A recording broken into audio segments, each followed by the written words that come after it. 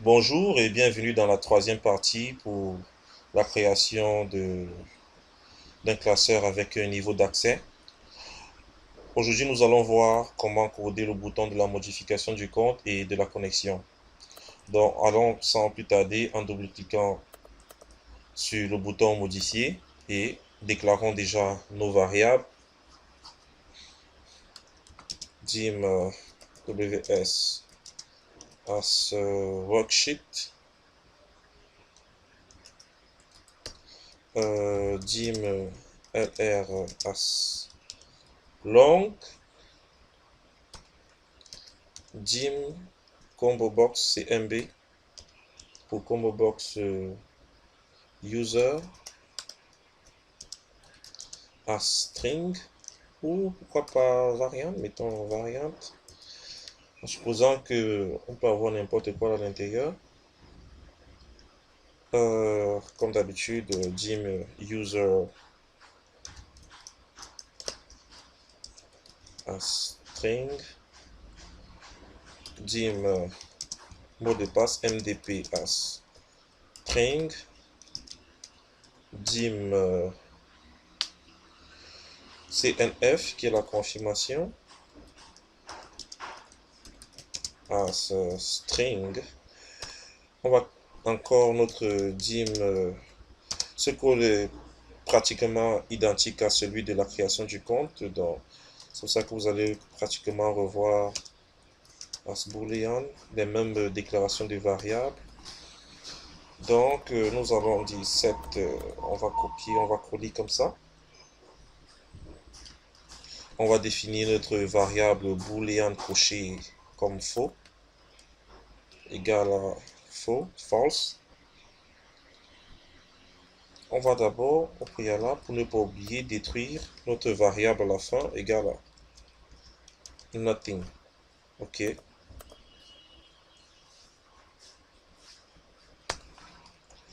On va définir cmb user, la combo box,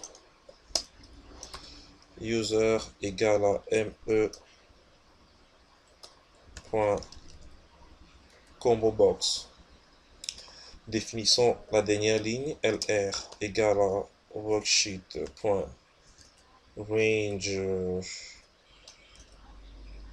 a et rows.count. On ferme point and excel up.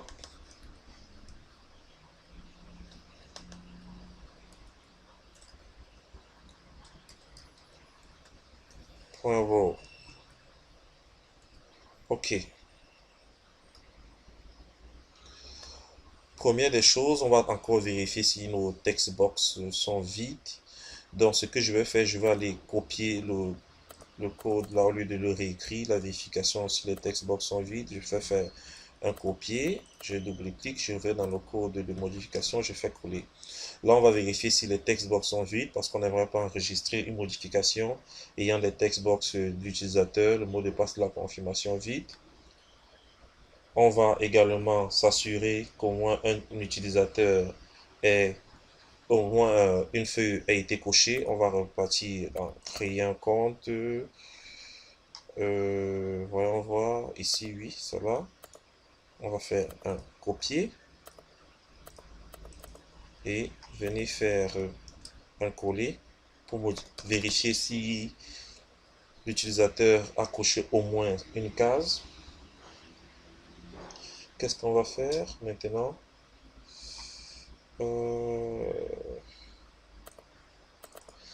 Attends. Si jamais c'est faux, on va ressortir du programme. Je vous ai dit aujourd'hui, les codes là sont presque similaires. Si jamais c'est faux, on sort du programme. OK. Ces choses étant déjà faites, on va vérifier maintenant si les mots de passe et les confirmations sont identiques. On va encore créer compte. On va voir ça, vérifier si c'est identique. Ok, c'est ici. Ok. On va copier. Non, avant toute chose, on va venir copier l'affectation des variables au contrôle textbox. On va vérifier maintenant si c'est identique. Si vous avez suivi les autres tutoriels, ça ne sera pas compliqué. Donc, si les textbox sont identiques, on va dire copier. On vient là, on va faire juste là, juste en bas, encore un coller. Ok. Étant donné que tout a été fait, on va entrer dans la modification proprement dite. Et on va insérer nos codes manuellement. Donc, if message box, voulez-vous crier? Donc, ici, là, ce sera modifié. Ce compte.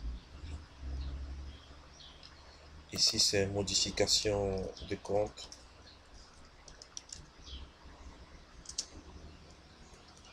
Modification du compte, yes, no.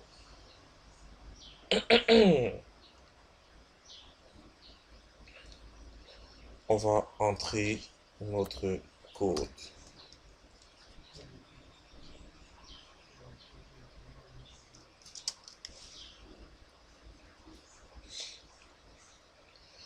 On va entrer notre code.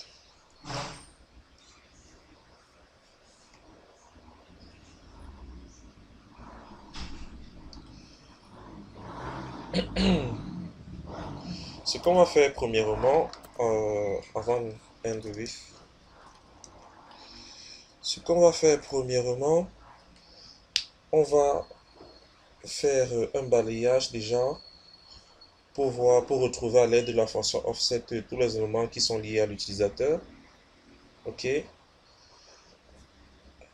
Avant toute chose, nous allons essayer de retrouver, on va mettre déjà dans modifier. Une fois déjà retrouvé la ligne de notre utilisateur, on va le modifier. Ok.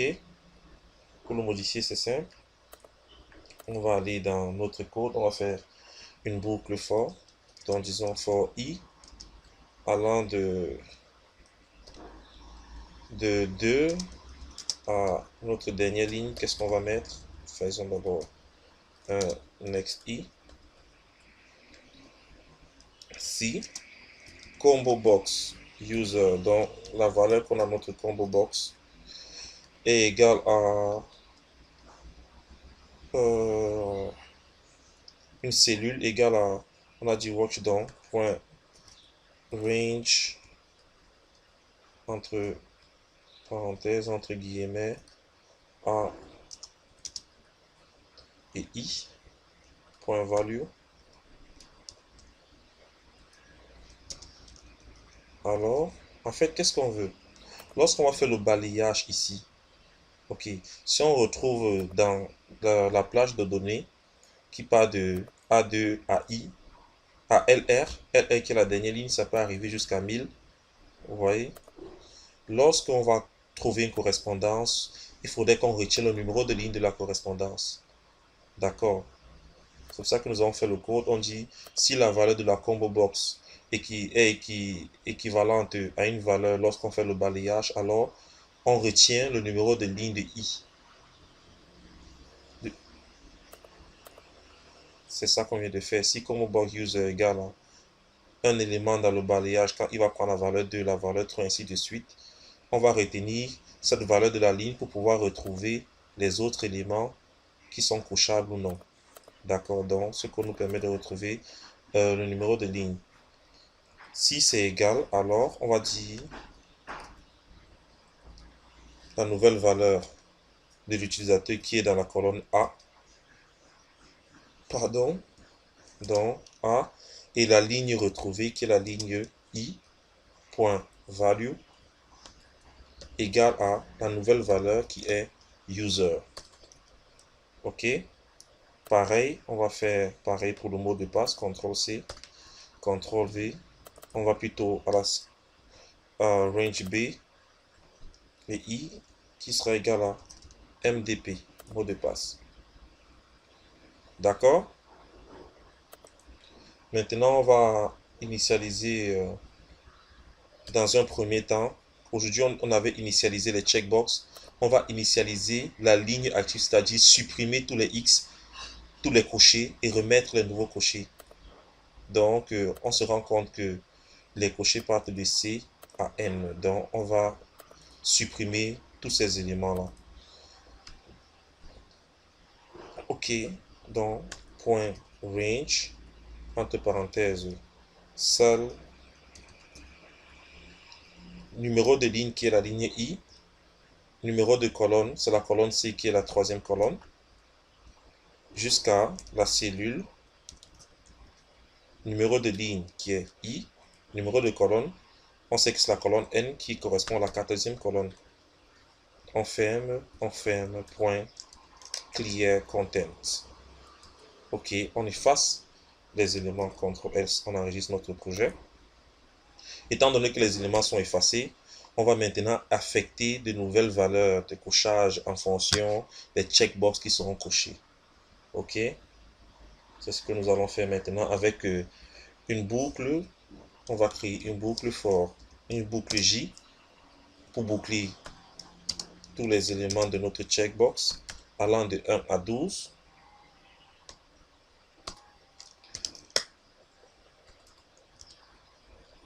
Next J. OK.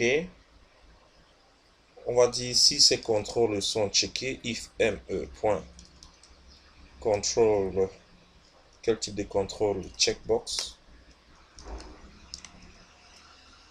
Checkbox, j'espère que j'ai bien écrit. Et J égale à true, donc si c'est coché, alors on va mettre I. Rappelez-vous, on va faire plus de and if. On va dire la cellule point cellule de la ligne toujours I et la J plus 2 pour se trouver à la bonne colonne. Point value égale à, entre guillemets, X majuscule. CTRL S. On a fermé. OK. On peut mettre la notification, message box. Ce compte a été modifié avec succès.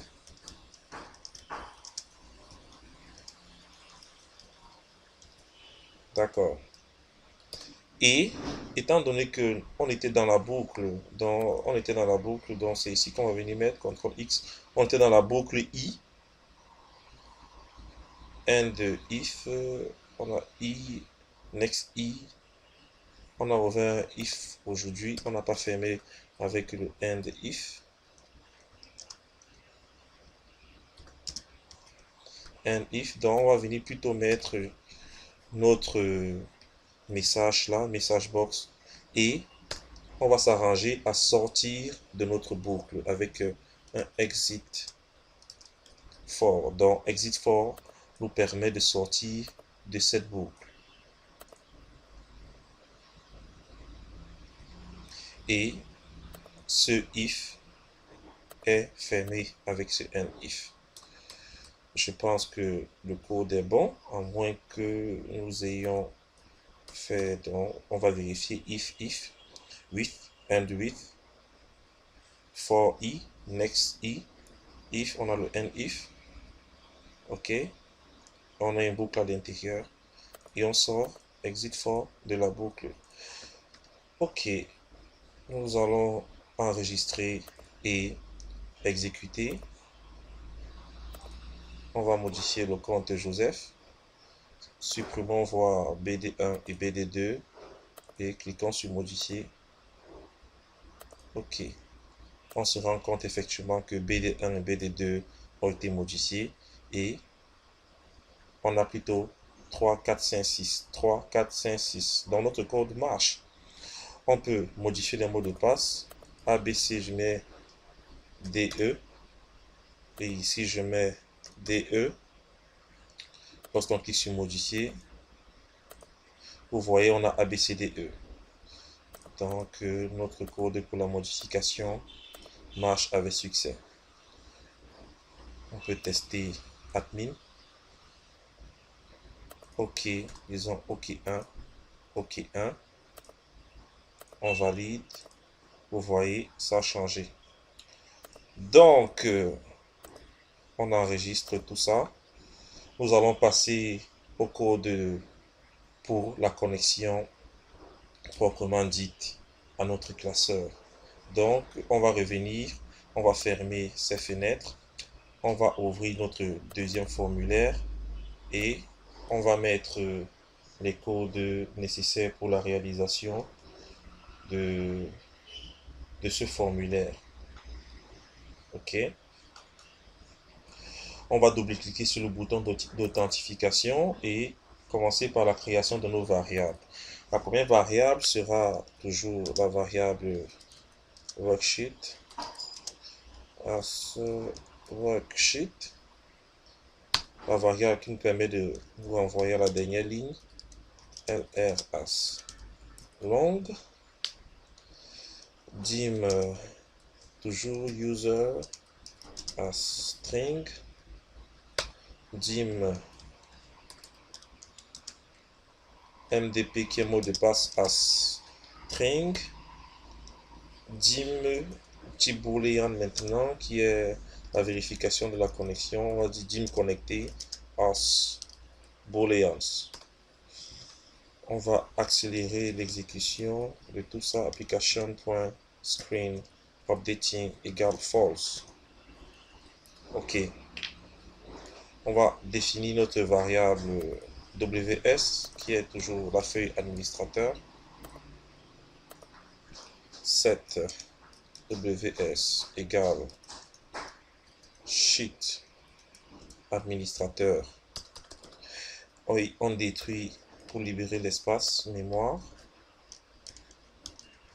à la fin de procédure.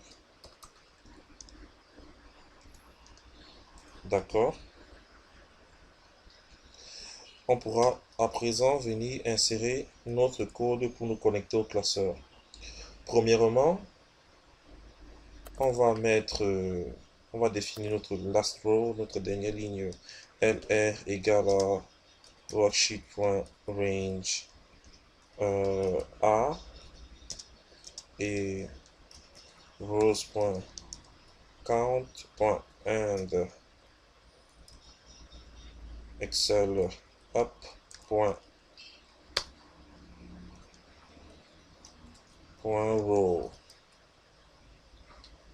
On va définir connecter. Présentement, on n'est pas connecté, donc on regarde false.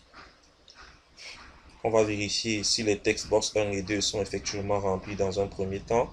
Donc, if me.textbox 1 est vide, ou alors me.textbox 2 vide. Alors, on a un message box qui nous demande de remplir tous les champs. Veuillez remplir les champs. Veuillez remplir tous les champs. OK. Et on nous expulse du programme avec un exit sub. Je peux fermer mon if. Ensuite, si jamais ces deux textbox sont remplis, on va attribuer nos valeurs user et mot de passe à ces textbox. Donc user égale à me.textbox1, tandis que mot de passe mdp égale à me.textbox2. OK. On va créer maintenant une boucle qui va nous permettre de vérifier si ces identifiants sont corrects, et si oui, on va voir comment activer les feuilles de calcul. Donc, faisons notre boucle dans notre colonne A. On va utiliser une boucle for each, for each say in worksheet.range A2 et A et LR.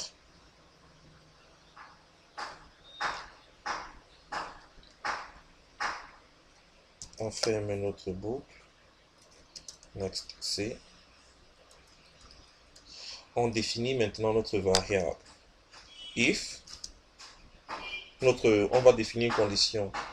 If C égale à user, ça veut dire que si on trouve le nom d'utilisateur, ok, et le mot de passe qui est C and C.offset, entre parenthèses, je mets une virgule, je mets 1 égale à MDP. Donc, si le mot de passe est l'utilisateur, le mot de passe, si ces éléments sont corrects, alors on va passer notre valeur, bon, notre variable connectée à true. Et on va sortir de cette boucle égale à true. Ça veut dire que les informations sont vraies et on sort de la boucle exit for. Maintenant, on va poser les conditions si les conditions par rapport à la connexion. Si notre variable est fausse, alors on va nous dire que nos identifiants sont incorrects. Donc, message box, vos identifiants sont incorrects. Et on vide nos textbox me.textbox1 vidé, me.textbox2 vidé, et on est sorti, on a éjecté du programme avec un exit sub. Donc si jamais connecté est fort, on n'est pas connecté, on va mettre nos identifiants sont incorrects, on va être éjecté. Sinon, donc, else, qu'est-ce qui va se passer? Fermons déjà notre if avec un end if pour ne pas l'oublier. Donc, else, qu'est-ce qui va se passer? On va faire encore un balayage et voir comment afficher nos feuilles. Ok? Donc, for i allant de 2 à la dernière ligne. Ok? On ferme notre next i. À l'intérieur, nous allons mettre une nouvelle condition avec un if.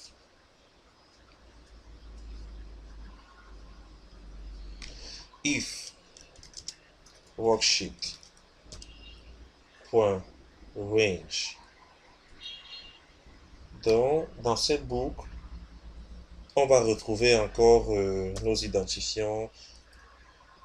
Ici, en fait, on veut retrouver le numéro de ligne. C'est pour ça que j'ai fait une boucle if for simple. Ok, je fais une boucle for. Lorsqu'on va retrouver les éléments, on va enregistrer le numéro de la ligne. Et c'est ce numéro qui va nous permettre d'ouvrir les feuilles qui seront masquées. Ok, donc A et I, point value, égale à user. Ok, then, on ferme notre if pour ne pas l'oublier avec un end if. Ok, étant donné qu'on a la ligne, on va mettre une autre boucle pour boucler les niveaux d'accès qui seront basés sur la ligne et voir quelles sont les feuilles qui vont être activées. D'accord? Donc on va faire une nouvelle boucle for. On va dire for, disons K, allant de 3 à 14. Je m'explique. Pourquoi 3 à 14? Parce que les lignes protégées commencent à partir de la troisième. Les feuilles protégées commencent à partir du numéro de feuille index 3. On a 1, 2, 3. 4, 5, 6, 7, 8, 9, 10, 11, 12, 13, 14. Donc, voilà les feuilles en général qui vont être masquées de BD1 à la BD12. Ça correspond de la troisième à la quatorzième feuille qui seront masquées. Donc, en fonction des, des croix qui seront couchées ici, certaines feuilles seront affichées tandis que d'autres non. C'est pour ça qu'on fait la boucle sur ces éléments. De 3 à 14. OK. Donc, nous revenons. On va fermer d'abord pour ne pas oublier. Next K. OK. On va dire if. OK. Worksheet. Les cellules sont couchées. On est bien sur la ligne I aujourd'hui. C'était la ligne à laquelle les données coïncidaient. Virgule. OK. Quelle colonne? Sachez aussi que, vous voyez, la colonne ici commence à partir de la troisième colonne. Donc, on a réparti nos feuilles de telle sorte que ces éléments coïncident. La feuille masquée commence à la troisième et dans la base de données, ça commence aussi à la colonne C qui est colonne index 3. Donc, si la cellule, la ligne retrouvée et la colonne K à partir de la troisième colonne, point value, est coché donc égal à, entre guillemets, majuscule X, alors, qu'est-ce qui va se passer? Fermons notre end if pour ne pas oublier. On met le code. On va dire, alors, la feuille index K sera visible. Donc, point visible égal à true. OK? Donc, on va finir notre boucle ci pour ouvrir toutes les feuilles. Et une fois que c'est fait, il faut sortir de la première boucle qui a retenu aujourd'hui le numéro de ligne I. Donc, juste après, on va dire exit for, sachant que ce for correspond à cette boucle. D'accord? On est sorti de la boucle parce qu'on a trouvé la correspondance et le numéro de ligne. D'accord? OK. On est sorti. Une fois sorti, on peut mettre, on avait le premier if qui finissait là. On peut mettre directement avant la sortie un message pour nous souhaiter la bienvenue. Message box. Bienvenue. Bienvenue. Je mets un espace, guillemets, et user. OK. On va tester le code. Avant ça, nous allons écrire d'abord un code qui va nous permettre de masquer toutes ces feuilles. On va commencer par masquer de BD1 à BD12. Ensuite, on va masquer administrateur. OK. Donc, on va aller créer un module. On va créer une procédure qu'on va appeler sub masquer. OK. Je vais vous rappeler, il y a deux styles de masque sous VBA. On peut masquer simplement en faisant un clic droit et masquer. Mais vous voyez, si je viens faire un autre clic droit sur afficher, on peut voir les feuilles qui ont été masquées. Et là, ça ne protège pas. On va masquer de telle sorte qu'on ne puisse pas faire cette opération. Donc, on va dire avec une boucle for i allant de 2, disons allant de 3 à 14. Next. Next i. OK. Sheet. I. Point visible. Visible. Égal à Excel. Sheet. Very hidden. simplement, lorsque j'exécute le programme, vous voyez, les feuilles ont été masquées. Et pour les afficher, je vais mettre juste un code là en bas. Je vais faire CTRL-C. Je vais mettre juste là, visible, égale true. Donc, je peux mettre ceci en commentaire et j'exécute. On a nos feuilles qui ont apparu. Donc, ce qu'on va faire, c'est masquer de la deuxième à la 14e feuille, parce que même cette feuille doit être masquée. Donc, on va masquer de la deuxième à la 14e feuille. On va enlever le commentaire. On va plutôt mettre ici en commentaire. OK. On va essayer de créer maintenant un code pour le super administrateur pour lui donner la possibilité de créer des comptes. Parce que ce n'est pas tout le monde qui pourra créer un compte. D'accord? Donc, on va créer, on va dire super admin. Super admin. OK. On va dire accès à ce variante. On va créer la boîte de dialogue. Et un code qui permettra au super administrateur de pouvoir entrer dans le formulaire de création de compte. D'accord? Donc, on va dire accès égale à la boîte de dialogue input box. On va mettre, quoi? Mot de passe. Et on peut mettre le titre super administrateur. Super administrateur. Ferme les guillemets. On ferme. On va maintenant poser la condition en mettant un mot de passe. If accès différent de, disons, le mot de passe, ce sera 0, 1, 2, 3, 4, 5. Vous allez modifier. Then, on fait end if. Message box. Accès refusé. Accès refusé. Else.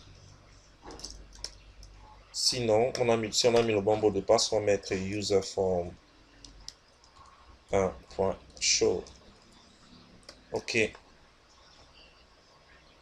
On va créer un autre code qui va nous permettre d'activer le deuxième user form de connexion. Donc, on dit sub connexion. À l'intérieur, on va juste mettre user form 2.show. OK. Avant toute chose, dans la page d'accueil, on va essayer de faire une petite mise en page. Menu affichage, on enlève les quadrillages à l'accueil. On sélectionne toutes nos cellules. On va affecter une couleur. Ensuite, aller dans l'onglet développeur, insérer des boutons. Le premier bouton qui va nous permettre de nous connecter. On peut l'éditer. Ici, on va mettre connexion au classeur. On peut modifier tout ça. On met ça en gras. On augmente la police. On fait un contrôle, on clique, on maintient, on fait une copie. Voilà, on va faire une copie et une deuxième copie. On va affecter ici là pour le bouton affecter macro super admin. On va modifier le texte, créer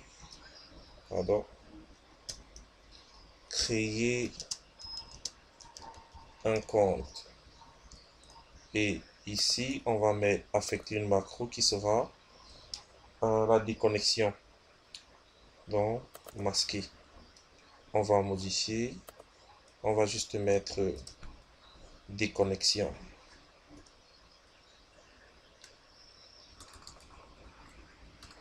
Ok. On peut tester notre code. Si on clique sur déconnexion, on aura toutes les feuilles qui seront masquées. Déconnexion. On a les feuilles masquées.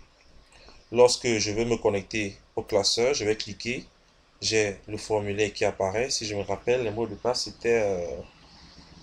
je me rappelle plus. C'était, je crois, admin. Et le mot de passe c'était A, B... Ok, 1, je me rappelle plus. Si ça ne va pas, on va créer un nouveau compte. Bienvenue admin.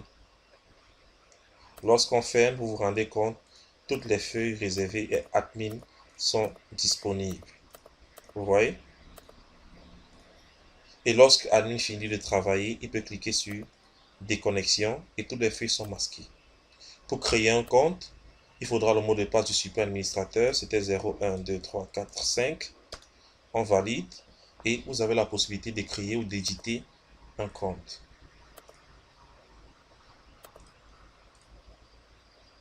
Pour rendre parfait cette application, empêcher les utilisateurs de pouvoir avoir accès au code, ce que vous allez faire après avoir enregistré comme ça. Vous venez dans Outils, Propriété de VBA Project, vous allez dans Protection, ok.